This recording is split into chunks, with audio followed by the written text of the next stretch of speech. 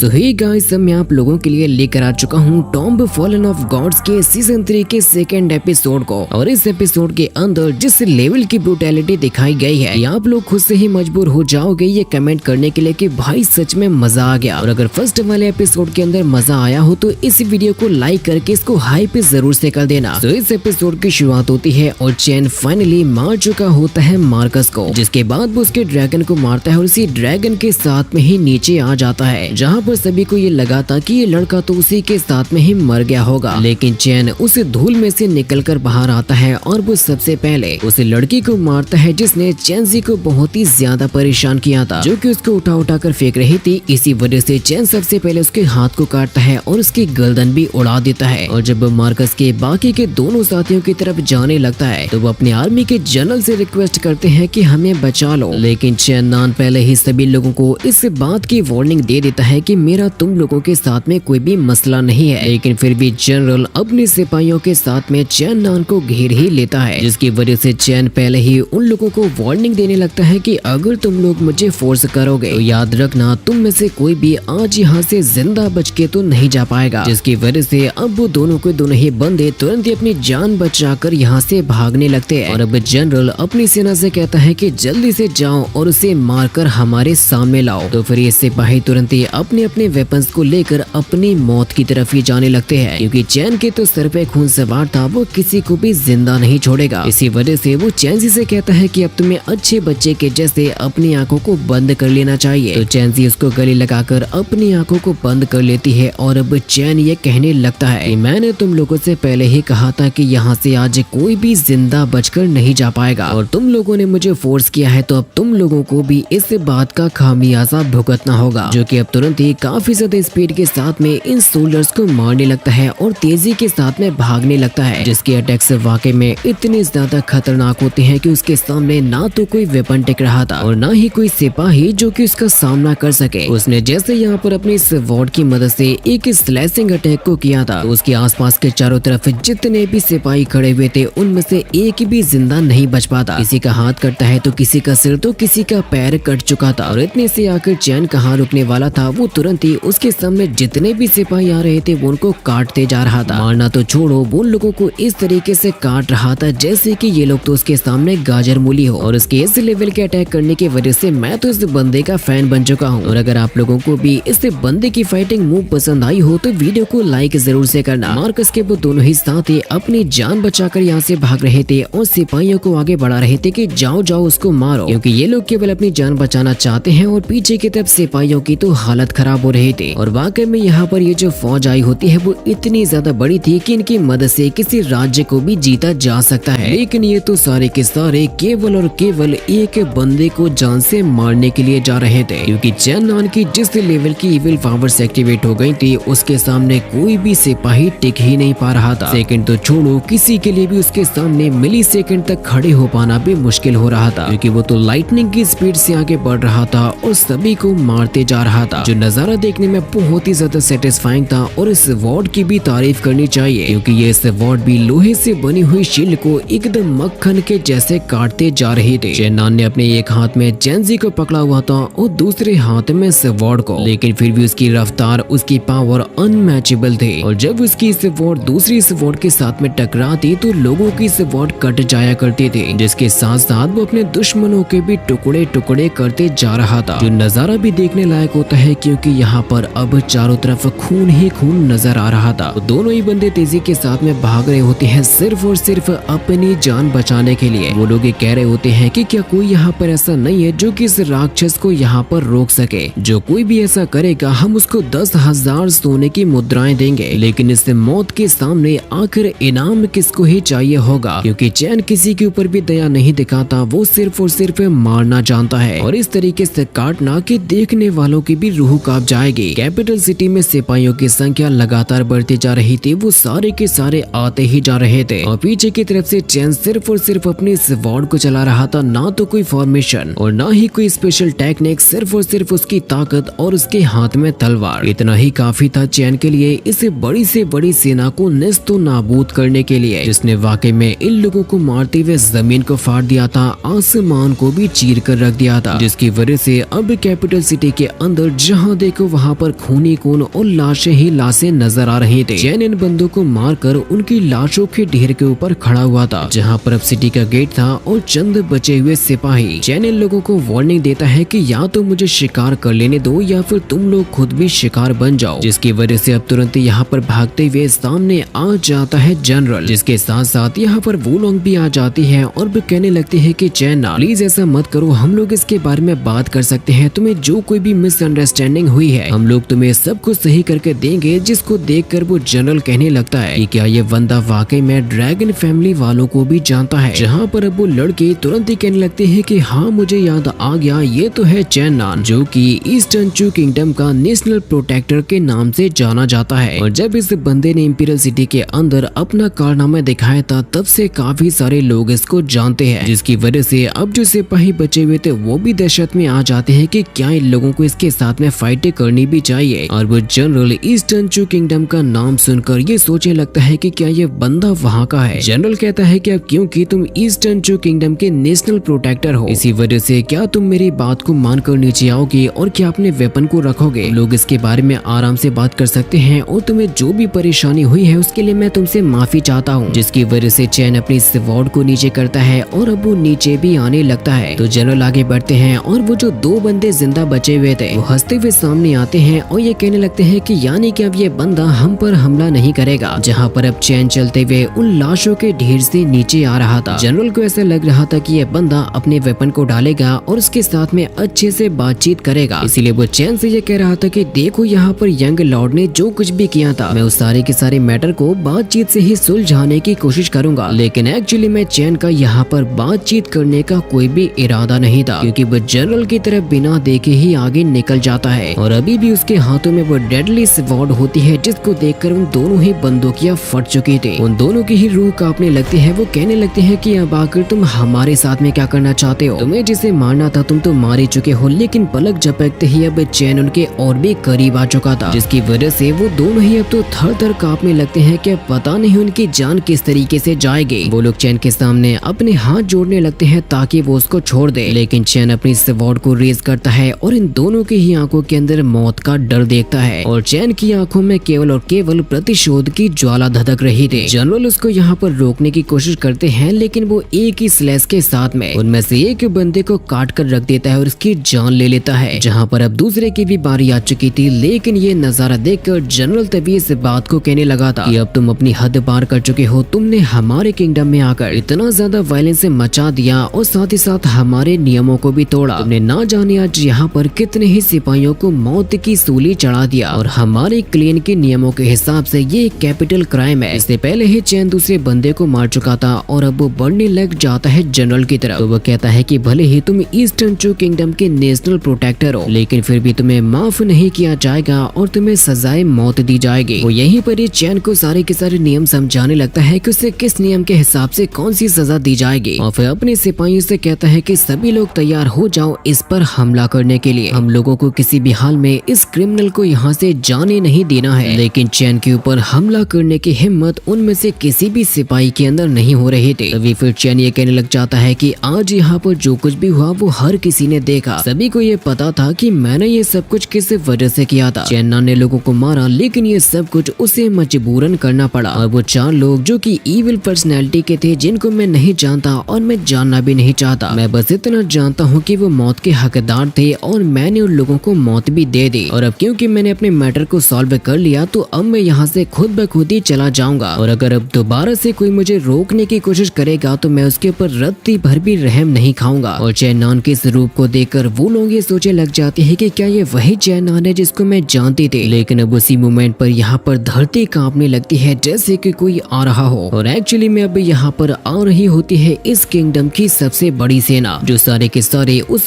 हत्यारे को रोकने के लिए आए हैं जिसने प्रिंस को मारा। और ये फौज वाकई में बहुत ही ज्यादा बड़ी थी, जिनकी संख्या हजारों में होती है। जो नजारा देखकर वुलोंग सोचती है कि अब तो ये सिचुएशन और भी ज्यादा खतरनाक होते जा रही है, क्योंकि ये घुड़सवारों की फौज यहाँ पर बहुत ही ज्यादा गुस्से के साथ में आई थी। जिन लोगों को रास्ता दे दिया जाता है और भारी संख्या में सिपाही आ जाते हैं और इन सभी लोगों के बीच में खड़ा हुआ होता है चैन, जिस मोमेंट पर अब तभी यहाँ पर एंट्री हो जाती है सुपीरियर जनरल के। और ये असल में होता है मार्कस का फादर, जो कि बदला लेने के लिए आया है, जिसकी आते ही सबसे पहले उसकी आंखों के सामने पेश की जाती है उसके बेटे की डेड बॉडी, ताकि उसको भरोसा हो सके कि हाँ उसका बेटा मर चुका है। जूनियर जनरल तभी कहने लगता है कि जनरल सिचुएशन बहुत ही ज्यादा बेकार हो चुकी है और ये सब कुछ हुआ है केवल और केवल इस बंदे की वजह से, जहाँ पर चैन के ऊपर तो अभी भी खून सवार था और वो छोड़ने नहीं वाला जो भी उसके सामने आएगा। और अब मार्कस के फादर को ये पता लग गया था कि असल में ये बंदा है ईस्टर्न चू किंगडम का नेशनल प्रोटेक्टर, इसीलिए वो कहने लगता है कि अगर आपने सेनापति के तौर पर इस बंदे पर हमला किया तो चू किंगडम वाले भड़क जाएंगे और वो हम पर हमला करेंगे, जिसकी वजह से अब जनरल चैन नान को बड़े ही घूर कर देखने लगता है, जिसकी आंखें पूरी तरीके से खूनम खून हो चुकी थी और वो अभी भी गुस्से में ही था। तभी फिर जनरल अपने घोड़े पर बैठा हुआ ये कहने लगता है कि मैंने अपनी पूरी जिंदगी गुजार दी कैपिटल सिटी की रक्षा करते हुए और मैंने हमेशा ही अपनी जान से भी ज्यादा चाहा है अपनी इस धरती को, लेकिन मैं अपने बेटे की मौत के बदले को ऐसे तो नहीं जाने दूंगा और ये जो भी सिचुएशन बन चुकी है वहाँ पर मैं जनरल के तौर पर हमला नहीं कर सकता। इसी वजह से अब मैं ये सारी की सारी जिम्मेदारी अकेले ही उठाऊंगा और तुम सभी सिपाही जितने भी यहाँ पर आए हो सबके सब वापस लौट जाओ। लेकिन उनमें से एक सिपाही चिल्लाते हुए कहता है कि नहीं जनरल, मैं अपनी आखिरी सांस तक लड़ूंगा, जिसकी वजह से अब तो बाकी के सिपाहियों में भी जोश आ गया था और वो भी चिल्लाते हुए कहने लगते हैं कि हाँ जनरल, हम भी अपनी आखिरी सांस तक लड़ेंगे, बिना ये जाने कि ये लोग अपनी मौत से लड़ने के बारे में बात कर रहे हैं। और अपने सिपाहियों के अंदर इतना ज्यादा जोश को देखकर कहने लगता है कि हाँ अब मुझे लग रहा है कि तुम लोग हमारे सेंट्रल ब्रोकेड किंगडम के ही सिपाही हो, तुम लोगों ने आज मेरा सर गर्व से ऊंचा कर दिया। जो सारे के सारे सिपाही अब चिल्लाते हुए कहते हैं कि हाँ हम लड़ेंगे चाहे हमारी मौत ही क्यों ना हो जाए। तभी जनरल चिल्लाते हुए कहता है कि सभी ट्रूप्स मेरे कमांड को फॉलो करो, कि अब तुम सभी के सभी लोग अपने अपने हेलमेट्स को उतार दोगे, जिसका मतलब ये होगा कि अब ये लोग किसी सिपाही के तौर पर फाइट नहीं करेंगे। इसीलिए जनरल भी कहता है कि आज की इस फाइट में मैं जनरल नहीं हूँ, बल्कि मैं तो वो पिता हूँ जो कि अपने बेटे की मौत का बदला लेना चाहता है और मेरे पीछे मेरे ये जितने भी लोग खड़े हैं वो सभी के सभी मेरे सर्वेंट है, ना कि किसी सेना के सिपाही। और हम सभी टकराएंगे इस बंदे से जो कि अपने आप को चू किंगडम का नेशनल प्रोटेक्टर बताता है, लेकिन मेरी नजर में ये हजारों लोगों का हत्यारा के सिवा और कुछ भी नहीं है, ऐसा अपराधी जो कि सिर्फ और सिर्फ मौत का ही हकदार है। तभी फिर चैन नान अपनी इस वॉर को उठाते हुए कहता है कि अब क्योंकि तुम ये सिचुएशन बना ही चुके हो तो मैं तुम में से किसी के ऊपर भी जरा सी भी दया नहीं दिखाऊंगा। तो फिर अब जनरल चिल्लाते हुए चैन नान से ये कह रहा था कि मुझे फर्क नहीं पड़ता कि तुम कहां से आए हो, लेकिन हमारे सेंट्रल ब्रोकेड किंगडम के अंदर इतनी ज्यादा तबाही मचाने के लिए तुम्हें तो सजा मिलेगी और इसके बदले में तुम्हें अपनी जान गंवानी पड़ेगी। और अब वो अपने साथ साथ पूरी की पूरी सेना को तैयार कर चुका था एक आम आदमी के जैसे फाइटें करने के लिए, जिसका निशाना होता है चैन, और तुरंत ही अब युद्ध के शंख बजा दिए जाते हैं और जनरल के इशारे पर अब तुरंत ही फुल रफ्तार के साथ में ये सारे के सारे बंदे जाने लग जाते हैं चैन पर अटैक करने के लिए, जहाँ पर अब चैन अकेला ही खड़ा हुआ था हजारों सिपाहियों का मुकाबला करने के लिए। वो अपने हाथों में लिए हुए चैनजी से कहने लगता है कि कहीं तुम डर तो नहीं रही हो। तो चैनजी कहती है कि नहीं बिग ब्रदर, मुझे बिल्कुल भी डर नहीं लग रहा जब तक कि आप मेरे साथ में हो। ये सारे के सारे सिपाही घोड़ों के ऊपर बैठे हुए अपनी फुल रफ्तार के साथ में चैन पर हमला करने के लिए आ रहे थे। चैन तभी चैनजी से कहता है कि अब तुम्हें अच्छी बच्ची के जैसे ना तो कुछ भी देखना है और न ही कुछ भी सुनना है, ये सब कुछ बहुत ही जल्द खत्म हो जाएगा, तब तक तुम मेरे पास में आराम करो। इन सिपाहियों के भी आंखों में बदले की ज्वाला धधक रही थी जो कि गुस्से के साथ में चैन को मारने के लिए आ रहे थे। तभी अब चैन उसे स्वॉर्ड को अपने दांतों में फंसाता है और निकाल लेता है अपने ही सूट से एक कपड़े को, क्योंकि उसके लिए सबसे पहली प्रायोरिटी ये होती है कि उसको चैनजी को ही बचाना है। इसी वजह से अब वो चैनजी को अपने ही आगे बांध लेता है और पूरी तरीके से तैयार हो चुका था ये एक बहुत ही बड़ी जंग लड़ने के लिए। और ये फाइट पिछली वाली फाइट से तो बहुत ही ज्यादा ब्रूटल होने वाली है, क्योंकि इस बार लोगों की संख्या पहले की तुलना में कई गुना ज्यादा बढ़ चुकी थी। वो जनरल गुस्से के साथ में चिल्लाते हुए आगे बढ़ रहा था चैन पर अटैक करने के लिए, लेकिन वो तो किसी से भी डरने वाला नहीं है और अब धीरे धीरे करके अपनी रफ्तार को भी बढ़ाने लगा था, जहाँ पर अब वो तुरंत ही बिजली की रफ्तार से आगे बढ़ने लगता है। और अब जैसे ही उसकी बॉडी फुल ऑन मोमेंटम में आ जाती है तो चैन की बॉडी से हाई लेवल की एनर्जी निकलने लगती है और इस बार उसने जब अपना स्लैशिंग अटैक किया था तो सबसे पहले आने वाले सिपाही को वो मारता है और साथ ही साथ उसके घोड़े को भी काट कर रख देता है। इसके बाद अब उसने तुरंत ही बिजली की रफ्तार से कत्लेआम मचाना शुरू कर दिया था। चारों तरफ चैन नान ने आग लगा के रख दी होती है, उसका मुकाबला कोई भी नहीं कर पा रहा था। उसकी इस वार्ड से निकलने वाली फायर इतनी ज्यादा खतरनाक थी कि वही फायर उसकी बॉडी के अंदर भी बह रही थी। जूनियर जनरल भी इतना ज्यादा कत्लेआम देखकर अपनी सेना को आगे बढ़ाता है कि इसको जल्द से जल्द मारो, लेकिन इतने जल्दी ऐसा कर पाना बहुत ही ज्यादा मुश्किल हो रहा था। चैन को भी लड़ते लड़ते अब बहुत ज्यादा देर हो चुकी थी, लेकिन वो फिर भी थकता नहीं है। एक बंदा जब चैन के ऊपर अपने स्पीयर की मदद से अटैक करने की कोशिश किया था, तो वो उसके अटैक को डॉज करते हुए उसी बंदे को ही काट कर रख देता है, जिसके तुरंत ही बाद अब वो दोबारा से बिजली की रफ्तार से आगे बढ़ता है और लोगों को जान से मारने लगता है। एक बंदे को तो उसने इतनी ज्यादा ब्रूटैलिटी के साथ में मारा था कि अपने इस वार्ड को घुसाते हुए वो इस वार्ड से ही उठाकर उसको बहुत ही दूर फेंक देता है, जिसकी बॉडी से खून भी निकल रहा था। जो नजारा देखने में जितना ज्यादा ब्रूटल था, उससे ज्यादा ब्रूटैलिटी तो वो नीचे मचा रहा था, क्योंकि कोई भी बंदा उसके सामने ना तो टिक पा रहा है और न ही सामने खड़ा रह पा रहा है। चैन के दिमाग में सिर्फ और सिर्फ एक ही बात चल रही थी कि मैंने कहा था कि मैं किसी को भी नहीं छोड़ूंगा, और इसी बात पर ही अमल करते हुए वो इतनी बड़ी फौज को खत्म कर रहा है। जहाँ देखो वहाँ पर सिर्फ और सिर्फ लाशें ही नजर आ रही थी सिपाहियों के। लेकिन ये जो सेना होती है, अभी तक तो यहाँ पर सिर्फ और सिर्फ उसका एक छोटा सा हिस्सा ही आया था, जिसकी वजह से अब तो यहाँ पर और भी भारी संख्या में सिपाही आने लगते हैं। लेकिन इतनी ज्यादा फाइट करने की वजह से, एनर्जी को इतना ज्यादा लॉस करने की वजह से चैन भी थकने लगता है और आखिर वो कब तक ही लड़ेगा। लेकिन फिर भी उसको अगर अपने वादे को पूरा करना है और चैनजी को बचाना है तो उसे लड़ना ही पड़ेगा, जिसकी वजह से वो अपने अंदर झांकता है और ये कहता है कि इनमें से कोई भी अब बचना नहीं चाहिए। भले ही सिपाहियों की संख्या कितनी भी क्यों ना हो जाए, लेकिन वो ना तो रुकेगा और ना ही उनके ऊपर दया दिखाएगा। लेकिन अब चैन वाकई में कमजोर पड़ने लगा था, जिस मोमेंट पर तभी अब यहाँ पर एक और न्यू कैरेक्टर की एंट्री हो जाती है, जिसके एक सिंगल अटैक ने काफी सारे सिपाहियों को धूल चटा दी थी। लेकिन अब ये सारी की सारी फौज इन दोनों को ही चारों तरफ से ही घेर लेते हैं, और अब चैन उस बंदे से पूछने लगता है जिसने उसकी हेल्प की थी कि आखिर अब तुम कौन हो। वो कहने लगता है कि अरे चैनान, मुझे पहचानो, मैं हूँ तुम्हारा हो ये वो, जिन्हें चैनान पहचान जाता है क्योंकि वो तो होते हैं उसकी अकेडमी के ही वाइस डीन, जो कि अब चैनान से पीठ लगाकर खड़े हो जाते हैं और वो उसको ये बताने लगते हैं यहाँ की सिचुएशन अब बहुत ही ज्यादा बिगड़ने वाली है, क्योंकि सेंट्रल ब्रोकेड किंगडम के जो सुपर पावरफुल मास्टर्स हैं वो इसी तरफ ही आ रहे हैं। इसी वजह से अब हम लोगों को जल्द से जल्द ही यहाँ से निकलना होगा, नहीं तो प्रॉब्लम इतनी ज्यादा बढ़ जाएगी कि ना तो तुम बचोगे और ना ही मैं। जूनियर जनरल अपने सिपाहियों से कहता है कि उनको घेर क्या रहे हो, जल्दी से हमला करो। वाइस डीन चैनान से कहते हैं कि मैं तुम्हारी हेल्प करूंगा कैपिटल सिटी को ओपन करने में, जिससे कि फिर तुम्हें मौका पाते ही यहाँ से भागना भी होगा और किसी भी हाल में तुम्हें जल्द से जल्द शेनलान एकेडमी में पहुँचना होगा। सबसे पहले हम लोग इस वेव का मुकाबला करेंगे और मौका ढूंढेंगे यहाँ से बचकर निकलने का। चैन कहता है कि ठीक है, आप उस मौके को क्रिएट कीजिए, तब तक मैं इनका सफाया करता हूँ। जहाँ पर अब ये दोनों के दोनों अपनी अपनी पावर्स को एक्टिवेट कर लेते हैं और इन बंदों के साथ में फाइटें करने लगते हैं, जिसकी वजह से ये दोनों ही सिपाहियों की इस वेव को खत्म कर देते हैं और मास्टर कहते हैं कि जल्दी से यहाँ से भाग जाओ। जिस मोमेंट पर अब इन लोगों को आसमान से किसी मास्टर की आवाज आने लगती है, जो कि ये कह रहा था कि चलो अब मैं भी देखता हूँ कि आखिर आज यहाँ से अपनी जान बचाकर कौन भाग पाएगा, जो कि कोई और नहीं बल्कि एक्चुअल में होता है ब्रोकेड किंगडम का मास्टर, जिसके यहाँ पर एंट्री लेने का तरीका ही बहुत ही ज्यादा खतरनाक था, जिसके आने की वजह से यह पूरा का पूरा